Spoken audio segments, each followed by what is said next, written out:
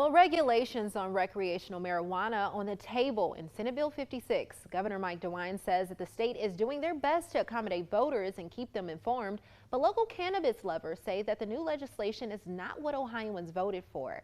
I followed up with both Governor Mike DeWine and local growers in the Miami Valley to hear what they had to say. It's very, very different. It's not your father's marijuana. It's just very different.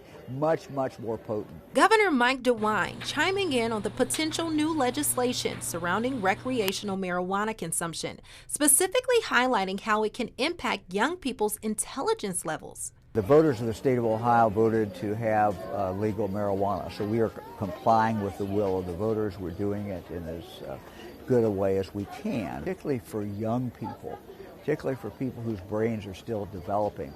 The science now tells us that frequent use of marijuana can be really devastating to someone. Senate Bill 56 passed in the Ohio Senate with a strong push from Republicans, and now is at the will of the House of Representatives before it goes to the governor's desk. If passed there, the legislation would then tighten laws surrounding cannabis, like making smoking weed in public illegal and limiting the amount of plants people can grow at home, which is something one Ohio cannabis enthusiast says should not happen. I think the current plant number that they have now is fine. If anything, they need to increase it. While he did not want to be on camera, the Dayton home grower says as a voter, the original law voted on in 2023 should have been the way it stayed. So you're always going to have opposition to something that's already been passed.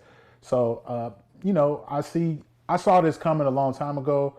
But hopefully it doesn't pass. Hopefully we can keep it to where it is now. Senate Bill 56 would also lower the amount of THC allowed in plants consumed, among a list of other restrictions, even surrounding hemp. And growers here in the Miami Valley say they won't be happy with politicians if those changes end up passing. It enrages me somewhat, but it's part of the game. You have to play with politics.